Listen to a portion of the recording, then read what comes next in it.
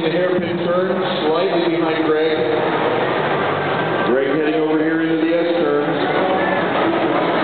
Gary's right behind him. Both R2-D2s. Doing very well. Gary's having a little trouble over the line. Watch those cones. Uh-oh, I think that's going to cost Gary the race. Greg Tracy driving very smoothly. Already on the back stretch.